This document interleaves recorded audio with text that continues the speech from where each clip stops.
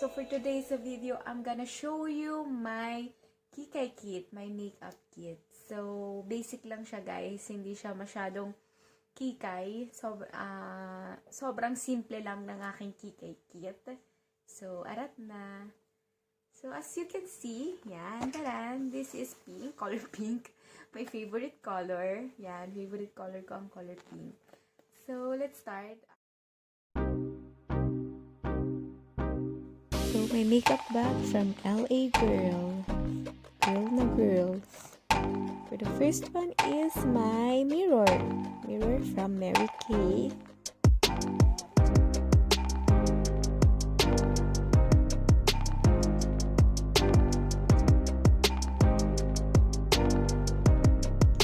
And then my another pink pouch.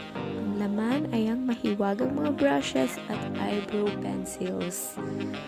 Yan. Brushes for contour, for blush, and for eyeshadow. And this is my eye pencil from Rimmel. So maganda tong eyeliner na to ng Rimmel guys. Hindi siya messy sa mata. Kahit mabasa siya, hindi siya makalat. So recommended ko siya.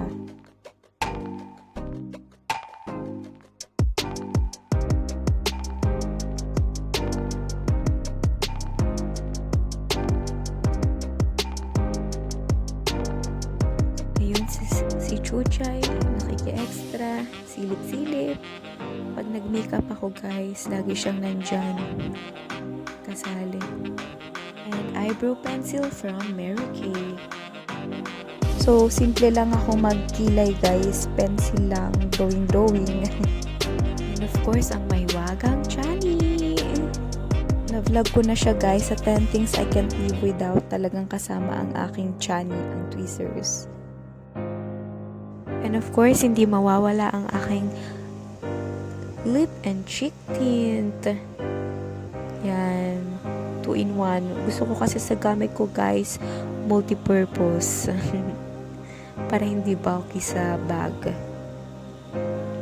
From Lips. And of course, my wipes.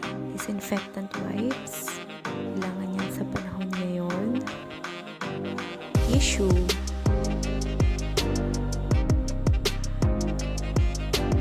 Alcohol spray. Ayan. Si Chuchay ko nakikisali sa akin. Kung makikita niyo siya, nag-hi siya sa vlog ko. Hindi lang niya abot yung camera. Ito naman tayo sa face makeup. Siyempre, gamit ko pa rin sa aking mukha ay Mary Kay. So, this is my base. Always from Mary Kay. Makeup base from Mary Kay.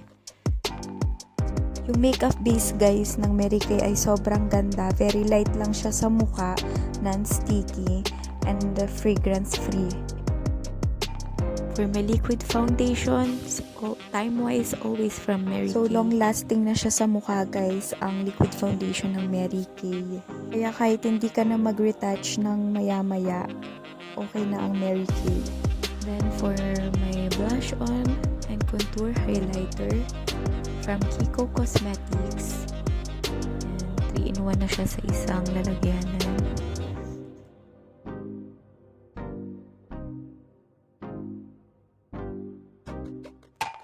For eyelash mascara, always from Kiko Cosmetics. Recommended ko rin ang Kiko Cosmetics guys kasi bukod sa affordable siya, talaga namang pangmatagalan mo na magagamit yung makeup nila. At okay siya talaga. And then my ponytail for my long hair.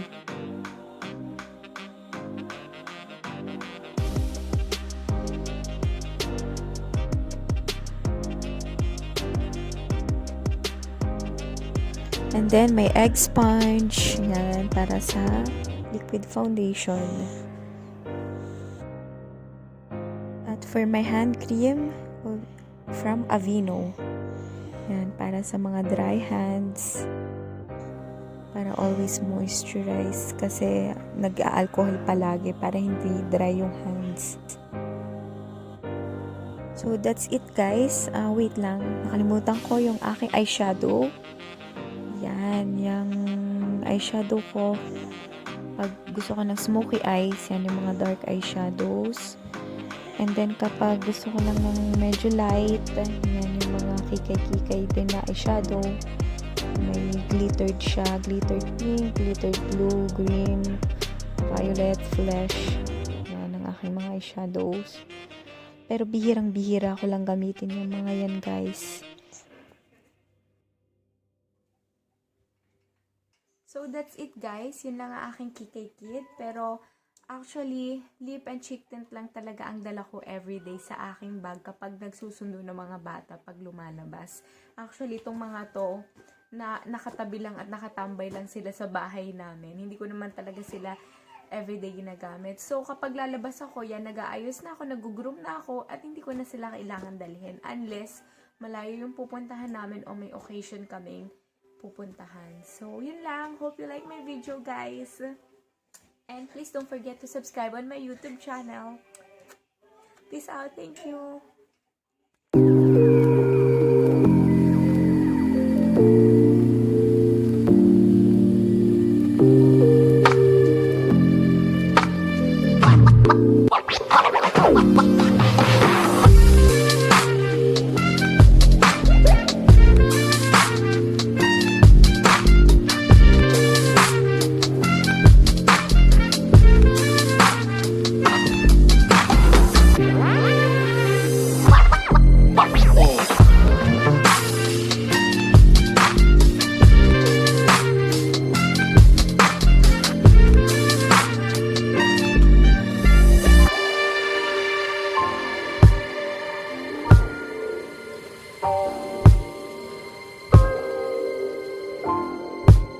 Hi guys, you may also check my video, What's in My Bag, Nanay version.